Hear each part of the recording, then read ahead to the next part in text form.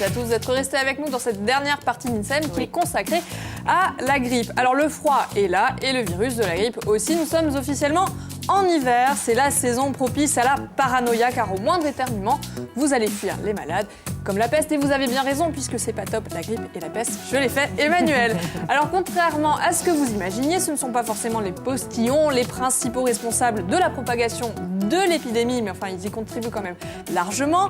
Est-il encore temps de se faire vacciner? De toute façon ça ne sert à rien, vous l'avez déjà eu ou c'était peut-être un rhume ou un état grippal, en tout cas ça y ressemblait mais ça ne l'était peut-être pas. Bref, comment l'identifier? On démêle le vrai du faux avec nos experts. Vous pouvez leur poser des questions en direct au 0800 3x0 900 ou nous écrire sur le Facebook de Via Estelle. Emmanuel, vous êtes en train de veiller. Oui, je veille, mais il ne se passe pas grand-chose. Ils doivent être tous malades, cloués au lit. Ça doit être ça. Allez, réagissez. On a des experts. Voilà, réponse tout de suite avec nos experts.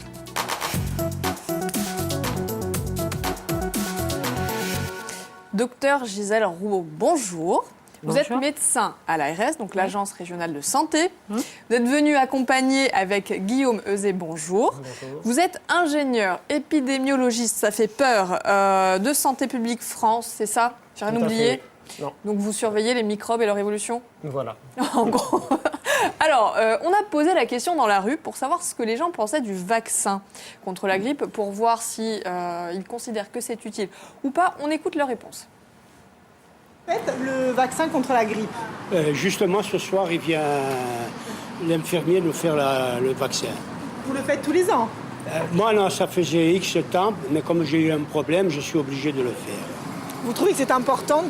Oui, à partir d'un certain âge, oui. Ça fait longtemps que vous le faites? Je le fais depuis que j'ai fait de la chimio et on m'a obligé à le faire et depuis je le fais. Moi, je suis dans le milieu hospitalier.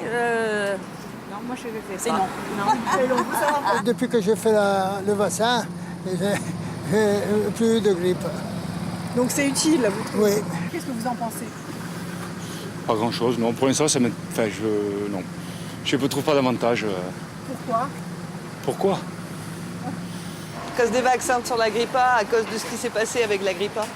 Je pense que c'est ça. Alors certains sceptiques, d'autres qui sont convaincus. Il serait peut-être utile de faire un état des lieux. Je ne sais pas ce que vous en pensez. Est-ce qu'on peut aujourd'hui dire que la grippe est vraiment là, en Corse? Alors oui, en fait, la grippe est là en Corse. En fait, on a déclaré l'épidémie vers la fin décembre. Et là, en fait, le nombre de personnes malades continue d'augmenter en Corse. Alors, c'est pas très encourageant tout ça. Alors, on parle, vous l'avez dit Guillaume, d'épidémie. Ça y est? Oui. Alors, est-ce qu'elle est en avance, l'épidémie, cette année, ou est-ce qu'on est pile à l'heure? Alors, en fait, par rapport aux autres saisons, aux saisons précédentes, on est en avance. Mais par contre, il y a un retard, comme tous les ans, par rapport au continent, en fait. Donc, du coup, ça s'équilibre en Corse. Elle arrive au moment. Cette année, même sur le continent, elle est en avance. Ouais. En fait, d'une manière générale, en France métropolitaine, elle est en avance. Mais on a toujours un décalage. Oui, on a un décalage par rapport au continent de 15 jours, à peu près.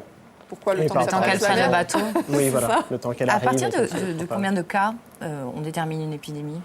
Alors, en fait, il y a 3 systèmes de surveillance qui sont partout en France et dont en Corse. Il y a un premier système en fait, qui est basé sur les médecins sentinelles. Oui, le réseau Sentinelle, on en avait parlé. Le réseau Sentinelle.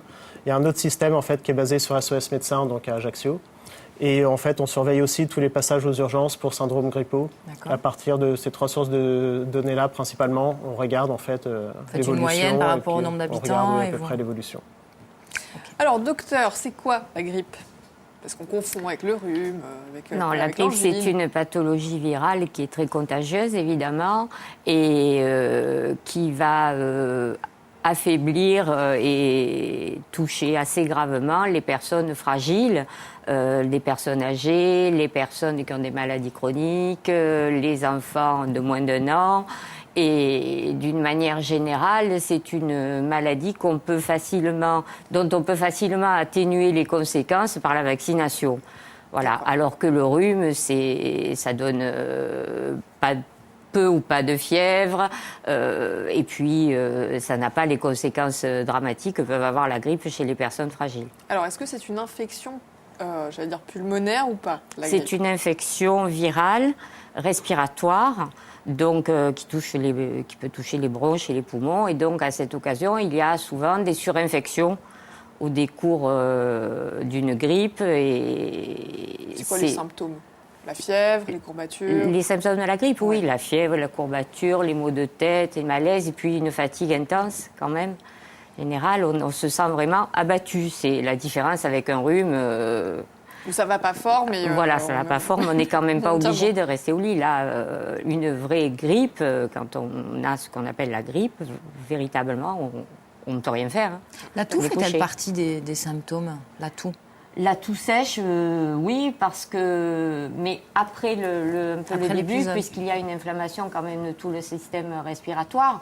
Et donc, c'est une toux sèche qui peut être douloureuse et persistante. Oui. Parce qu'en fait, les gens confondent plutôt viral et non viral. Donc, en fait, les gens disent « j'ai la grippe, je vais prendre des antibiotiques ». Mais ça ne sert à rien, on est d'accord? Non, les antibiotiques sont donnés... après, finalement. Ouais, sont donnés dans la grippe s'il y a une surinfection bactérienne, donc, voilà. Puisque les antibiotiques n'agissent pas sur les virus.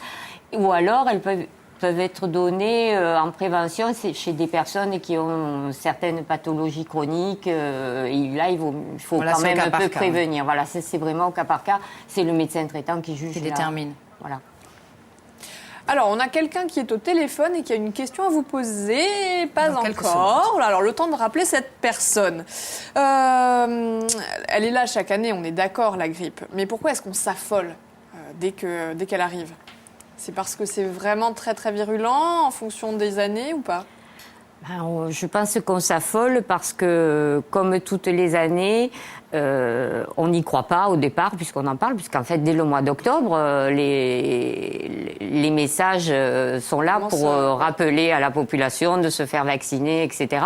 Bon, mais on n'y croit pas tant qu'elle n'est pas là. Et puis, quand on est là, qu'on voit les dégâts autour de nous, on se dit, tiens, j'ai la grippe, un autre a la grippe. On connaît de plus en plus de gens qui ont la grippe. Ah oui. Et là, donc, ça sent un peu quand même oui, ça c'est pas l'urgence. Très bien. Alors, les idées reçues sur la grippe, est-ce qu'il y a un seul et unique virus cette année ou est-ce qu'il y en a plein de mutations? Tu veux répondre sur le virus? Oui, pourquoi pas. Donc cette année, oui, en fait, c'est un virus particulier qui est quasiment, qui est très largement majoritaire et qui, pour le coup, en fait, a plus tendance à des effets plus importants en fait chez les personnes âgées. D'accord. Alors, on a de nouveau la personne au téléphone, enfin de nouveau... Enfin, plutôt. Bonjour. Bonjour. Oui, bonjour Célia. Alors, comment vous appelez-vous? Baptistine. Bonjour Baptistine. Oui, moi j'ai pas de grippe pour le moment. Ah ben c'est... Pour que ça dure. Pourquoi chaque fois imposer aux gens d'injecter ce vaccin de la grippe? Normalement, si on fortifie l'immunité. Voilà, merci Célia.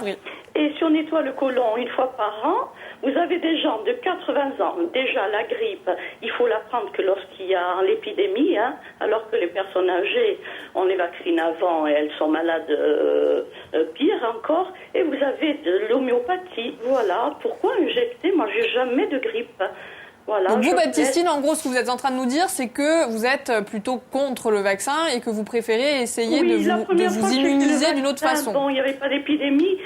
J'avais une fièvre de cheval, je ne l'ai plus jamais fait parce qu'on vous injecte la grippe. C'est ça? Non? Alors, Gisèle, le docteur n'est pas d'accord. Réponse. Alors, le vaccin contre la grippe ne contient aucun virus vivant. Ce sont des virus tués, donc en aucun cas, le vaccin contre la grippe ne peut communiquer la grippe, premièrement. Deuxièmement, on n'oblige pas les gens à se vacciner, c'est une recommandation et c'est bien parce que c'est seulement une recommandation qu'on retrouve aussi peu de personnel soignant vacciné dans les établissements, que ce soit des établissements de santé comme les hôpitaux, les cliniques, ou que ce soit des établissements médico-sociaux, ce qui est encore plus dramatique parce que ce sont des personnels qui sont au contact de personnes âgées, donc au contact de personnes fragiles. Et c'est pour ça qu'on voit en période d'épidémie de grippe, comme ça se voit maintenant en Corse, en ce moment, énormément de personnes âgées qui sont touchées, enfin pas énormément de personnes âgées touchées, mais parmi les personnes touchées par la grippe, la majorité sont des personnes âgées. Alors ces personnes âgées l'auront attrapé soit parce qu'ils sont en institution, que le personnel n'est pas vacciné, donc par le contact avec le personnel qui les suit, soit parce que les membres de leur famille sont à leur tour en période d'incubation de grippe, viennent les voir, les embrassent, leur serrent la main, etc. Parce qu'on est contagieux, donc, pendant la période d'incubation, c'est ça? Oui, alors... Elle est de combien, la période d'incubation? On est contagieux un jour avant, pour les adultes, un jour avant l'apparition des symptômes et jusqu'à 3-5 jours après. Pour les enfants, c'est un peu plus tôt, avant l'apparition des symptômes, et un peu plus tard encore après. Décidément. Voilà. Alors, j'espère qu'on a répondu à la question de Baptistine. Il y a un petit clip de prévention qui rappelle les gestes à avoir pour éviter justement que l'épidémie se propage. On regarde tout de suite.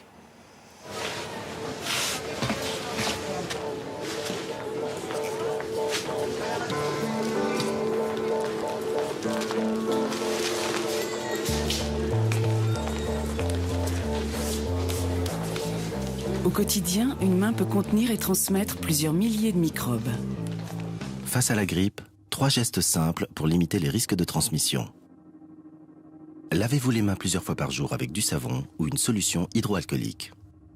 Utilisez un mouchoir en papier pour éternuer ou tousser. Jetez vos mouchoirs usagés dans une poubelle, puis lavez-vous les mains. Se laver les mains, c'est donc essentiel. Et puis se laver les mains, pas une fois par jour et se dire c'est bon, je l'ai fait, je suis tranquille. C'est à chaque fois qu'on va toucher quelque chose? Oui, parce que le virus de la grippe persiste quand même plusieurs jours sur des surfaces inertes, par exemple ce bureau.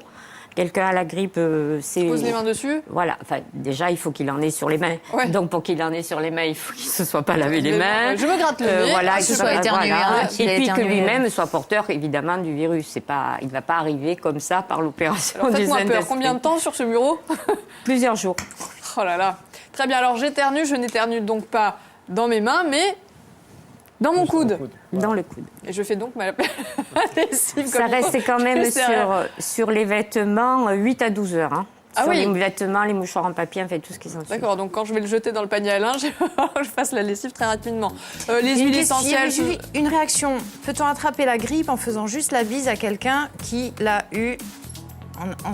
qui a éternué en se serrant... Ah là là, j'arrive pas à lire, je n'ai pas de lunettes. La bise, oui ou non? à quelqu'un qui l'a ou en serrant la main. On peut l'attraper ou pas? En faisant la bise.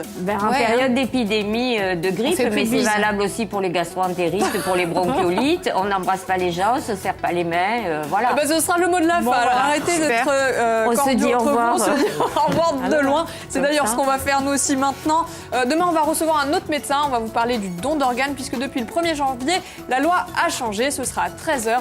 Je vous dis excellent après-midi à tous. À demain. Ciao.